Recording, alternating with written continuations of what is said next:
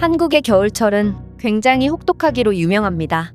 엄청나게 낮은 온도와 시베리아를 연상케 하는 칼바람은 매년 똑같은 날씨를 경험하는 한국인들에게도 많은 어려움을 주는데요.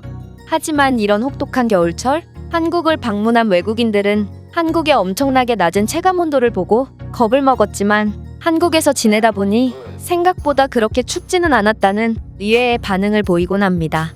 또한 한국과 일본을 동시에 여행 온 외국인 관광객이라면 겨울철 온도가 한국보다 훨씬 따뜻한 일본이 오히려 한국보다 더욱 춥게 느껴졌다고 주장하곤 하는데요. 그렇다면 도대체 그 이유가 무엇일지 이번 겨울 한국과 일본을 여행했다는 한 외국인의 글을 통해 살펴보도록 하겠습니다. 나는 키가 190cm가 넘고 몸무게도 100kg이 넘어서 아시아 여행을 할 때 불편한 점이 종종 있어. 실제로 나는 2년 전에 동남아 여행을 간 적이 있는데 숙소의 천장도 낮고 모든 것들이 현지인들의 키에 맞춰져 있어서 꽤나 불편을 겪었지. 사실 내가 정말로 가고 싶었던 곳은 한국과 일본 같은 한 대륙을 선도하는 국가였는데 돈이 없어서 물가가 저렴한 동남아를 선택한 거였고, 이번에는 정말 큰 마음을 먹고 돈을 모아서 한국과 일본으로 여행을 가게 됐어. 우선 처음 가본 일본은 겨울임에도 그리 춥지 않았고 사람들이 질서도 잘 지키는 것 같아서 무척이나 만족스러웠어. 그리고 이러한 그들의 모습을 보니 역시 아시아 최고의 선진국은 일본이라는 생각을 하게 됐지. 하지만 예기치 못한 폭설이 내리기 시작했고 눈이 걷잡을 수 없이 많이 내리게 되자 상황은 완전히 달라졌다. 일본인들은 재난에 무척이나 민감한지 질서정연했던 줄과 차례는 지켜지지 않기 시작했고 버스에 먼저 탑승하려고 새치기를 하는 사람들이 속출하기 시작했어. 나는 속으로 역시 사람은 극한의 상황에서 진짜 모습이 나오는구나 싶어서 일본인들에게 실망을 하게 됐다. 그리고 눈이 꽤 쌓였으면 도로나 인도가 얼어붙기 전에 빠르게 대처를 해야 하는데 담당자로 보이는 일본인들은 하나같이 뒷짐만 지고 뭔가를 기다리고 있는 것 같은 태도를 보였어. 아니, 아예 그냥 나오지를 말던가 왜 굳이 나와서 아무것도 안 하는 건지 이들은 비효율의 극치를 보여주고 있었다.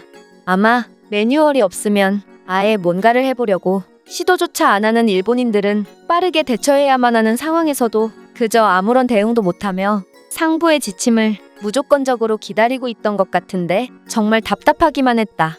그리고 나는 숙소로 가기 위해 지하철을 이용했는데 여행 첫날 보여준 일본인들의 질서는 온데간데없고 사람들이 지하철에 몰리니 서로 먼저 타려고 아비규환의 모습을 보여주고 있었어. 또한 지하철이 꽉 차다 못해 숨도 쉬기 힘들 정도로 사람들끼리 딱 붙어 있으니 일본인들은 덩치가 큰 내게 눈치를 주기 시작하더라. 자신들의 언어로 뭐라고 혼잣말을 해서 나는 알아들을 수는 없었으나 분위기상 일본인들은 안 그래도 좁은데 덩치가 큰 내가 자리를 많이 차지하는 것에 대해 불만이 많은 듯 보였어. 그러던 중 눈이 많이 와서 그런지 지하철이 잠깐 정차하게 되었는데 이러한 긴급 상황에 대한 방송을 일본어로만 해줘서 외국인인 나는 하나도 알아듣지 못했다. 이러한 일들을 겪다 보니 일본은 외국인에 대한 배려는 전혀 없는 국가구나 싶었어. 그렇게 일본에 실망한 채 나는 한국으로 가게 되었고, 일단 한국에 대한 첫 느낌은 한국의 겨울은 엄청나게 혹독하구나였다. 바람은 마치 살을 베는 느낌이 들 정도로 강력했고 손을 주머니에서 1분 이상 꺼내놓기 힘들 정도로 한국의 겨울은 지독하게도 추웠다. 하지만 한국인들은 이런 강추위 속에서도 몹시 질서정연한 모습을 보여줬는데 이들은 버스 정류장에서도 자신들이 춥다고 해서 새치기를 하거나 하는 매너 없는 모습을 일절 보여주지 않았거든. 더 놀라운 건 한국인들은 줄을 서고 있다가도 근처에 노인이 줄을 서고 있으면 꼭 버스 정류장 의자를 양보하며 노인을 의자에 앉혔다는 거야. 사실 나는 이러한 한국인들의 약자를 배려하는 모습이 아름답긴 했지만 이 추운 날 앉아서 가만히만 있으면 오히려 더 춥지 않을까 하는 생각도 들었어. 그러나 내가 나중에 버스 정류장 의자에 앉아보니 한국의 버스 정류장 의자들은 모두 열선 시트로 만들어져 있다는 것을 알 수 있었다. 나는 금전적인 문제 때문에 내 차에도 이러한 열선 시트를 설치하지 못했는데 한국은 그저 흔한 버스 정류장에도 이런 비싼 좌석을 구비해 놓고 있어서 굉장히 놀라게 되었고, 자신도 추운데 노인을 위해 기꺼이 따뜻한 자리를 내어주는 한국인들의 아름다운 모습에 두 번 놀라게 되었어. 아마 자리를 많이 차지한다고 눈치를 주던 일본인들의 모습이 떠올라서 나는 더욱 극적인 감정을 느꼈던 것일 수도 있지만 어쨌든 이건 전 세계에서 오직 한국에서만 볼 수 있는 장면이라고 확신해. 그리고 이런 비싼 열선 시트는 한국의 지하철에서도 볼 수 있었는데 일단 지하철 내부도 난방을 아낌없이 틀어줘서 굉장히 따뜻했지만 좌석은 따뜻하다 못해 뜨거운 수준이라 나는 편안해서 몇 번이나 눈이 감기는 걸 가까스로 참았지. 또한 일본과는 다르게 한국의 지하철 좌석은 꽤나 널찍해서 좋았어. 아마 한국인들은 서양인들만큼이나 덩치가 커서 그에 맞게 좌석을 조절한 것 같았는데 이건 정말 마음에 들었다.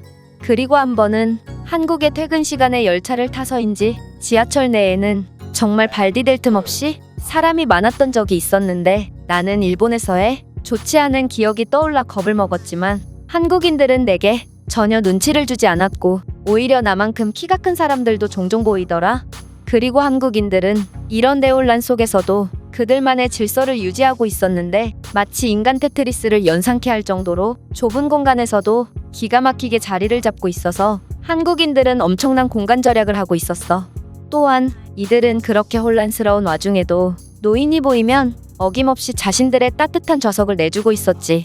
내 나라였다면 노인을 보더라도 절대로 자신의 따뜻한 좌석을 양보하지 않았을 것이며 애초에 자신만을 가장 우선으로 여기기 때문에 노인에게는 마땅히 좌석을 양보해야 한다는 생각조차 못할 거야.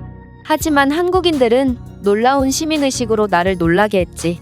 명령을 내리지 않으면 절대로 혼자서 뭔가를 할 수 없는 일본인들과는 달리 한국인들은 좁고 어수선한 곳에서도 어떻게든 최적의 방법을 찾아내며 아름다운 모습을 보여준다. 나는 한국인들의 이러한 모습을 보고 아시아 최고의 선진국은 일본은커녕 한국이야말로 아시아의 유일한 선진국이라고 느끼게 됐어. 내가 한국에 있는 동안 눈은 몇 번 왔지만 폭설은 내리지 않아서 비상 상황에서의 한국인들의 모습을 볼 수는 없었지만 근처의 상인들이나 길을 지나는 사람들은 그러한 조금의 눈이라도 내리자마자 바로 염화칼슘을 뿌리며 재빠르게 제설 작업을 했고 이들의 이러한 모습을 보니 폭설이 내린다면 한국인들은 오히려 더 빠르고 능동적으로 위기를 극복하겠구나 하는 생각을 안 할 수가 없었어. 한국인들은 늘 준비된 사람들이고 체계를 직접 구축해 나가는 사람들이며 이러한 그들의 철저한 모습은 마치 로봇을 연상케 해서 두렵기도 하지만 노인 같은 사회적 약자에게 보이는 따뜻한 모습을 보면 한국인들만큼 인간적인 사람도 없다고 느끼게 된다. 어쨌든 한국에서의 시간은 내게 엄청난 영감을 줬고 많은 생각을 하게 만들었어. 이 외국인의 글은 여기까지입니다. 한국에서는 도시 곳곳에서 추위를 피할 수 있고 사소한 배려가 몸에 배어있는 한국인들의 선행을 보면 몸뿐만 아니라 마음까지 따뜻해지곤 하죠. 그렇다면 이 글에 대한 다른 외국인들의 반응은 어떤지 댓글을 통해 해외 반응을 살펴보겠습니다. 한국인들이 혹독한 상황에서도 질서를 잘 유지하는 건 남을 생각하는 마음 때문일 거야. 한국인들은 내가 힘든 만큼 남 또한 힘든 것을 하는 사람들이기 때문에 어떤 상황에서도 질서를 유지할 수 있는 거지. 일본인들은 정말 심각할 정도로 융통성이 없는 것 같아. 그들은 제설도구와 장비까지 모두 준비된 상황에서도 지침이 없으면 절대로 움직이지 않거든. 나는 그들이 눈을 치우는 모습을 구경하려다가 기다림에 지쳐 결국에는 포기한 채 집으로 향해야만 했다. 맞아. 일본인들은 혼자서 결정을 내린다는 걸 그 무엇보다도 두려워하는 듯 보여.